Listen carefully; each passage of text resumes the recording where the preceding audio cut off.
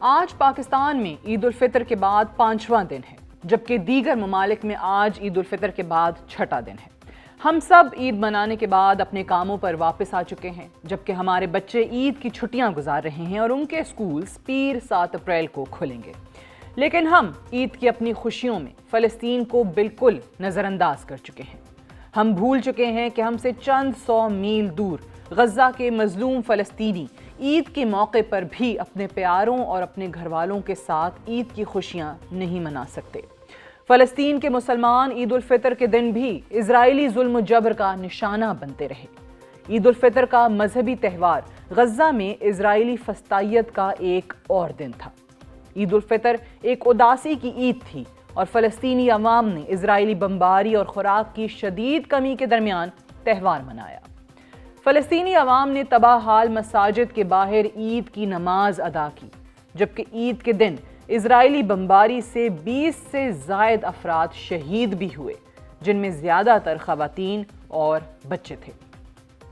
عید الفطر ایک خوشی کا تہوار ہے، جس دن گھروں میں مہمانوں کا استقبال کیا جاتا ہے، میٹھے اور دل فریب پکوان تیار کیے جاتے ہیں، بچے اور بڑے سب اپنے لیے نئے کپڑے خریدتے ہیں۔ گزشتہ سال کی طرح اس مرتبہ پھر فلسطینیوں کی زیادہ تر آبادی نے اپنا عید کا دن اپنے آپ کو زندہ رکھنے کی کوشش میں مصروف گزارا۔ الجزیرہ سے بات کرتے ہوئے غزہ کے رہائشی عادل الشاعر کا کہنا تھا کہ ہم نے اپنے پیارے، اپنے بچے، اپنی زندگیاں اور اپنا مستقبل کھو دیا ہے۔ ہم نے اپنے طلباء، اپنے سکولز اور اپنے تمام ادارے کھو دیے ہیں۔ ہم نے اپنا سب کچھ کھو دیا ہے۔ روتے ہوئے مزید بتایا کہ میرے خاندان کے 20 سے زائد افراد اسرائیلی حملوں میں شہید ہو چکے ہیں۔ چند روز قبل میرے 4 بھتیجے بھی شہید ہونے والے افراد میں شامل تھے۔ فلسطینی عوام کی عید کے دن کی اہم سرگرمیوں کی بات کی جائے تو تباہ حال مسجدوں کے ملبے کے سامنے عید کی نماز کی ادائیگی کے بعد بچوں، بوڑھوں اور خاندان کے دیگر افراد نے اپنے پیاروں کی قبروں کا رخ کیا، جہاں دعا کی ادائیگی کے بعد بچوں کے چہرے اترے تھے۔ کسی نے اپنے ماں باپ کھوئے تھے، کسی نے اپنی اولاد اور کسی نے اپنے خاندان کے تمام افراد۔ غزہ میں ہر طرف خاموشی کا سما تھا۔ فلسطینی عوام کے چہرے سوال بنے ہوئے تھے کہ ہماری آزمائش آخر کب ختم ہوگی۔ ایسے میں فلسطینی شہریوں پر عید کے دن اسرائیلی بمباری اس بات کی اطلاع تھی کہ زیادہ خوش ہونے کی ضرورت نہیں، ابھی ہم نے قتل و غارت کا سلسلہ بند نہیں کیا ہے، ہم تمہیں خوشی کا کوئی موقع فراہم نہیں کریں گے۔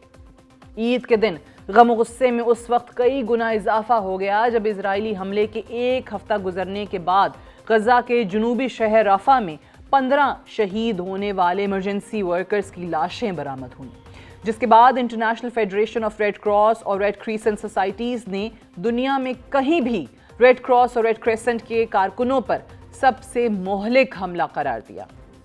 ماہ رمضان میں عید سے 12 روز قبل 18 مارچ کو اسرائیل کی طرف سے فلسطینی عوام کو جنگ بندی کے اختتام کی اطلاع خوفناک دھماکوں کی مدد سے دی گئی، جس کے بعد سے اب تک 1000 سے زائد فلسطینی شہید ہو چکے ہیں، جبکہ گزشتہ 4 ہفتوں سے غزہ میں خوراک، ایندھن یا کسی بھی قسم کی امداد کو داخل ہونے کی اجازت نہیں ہے۔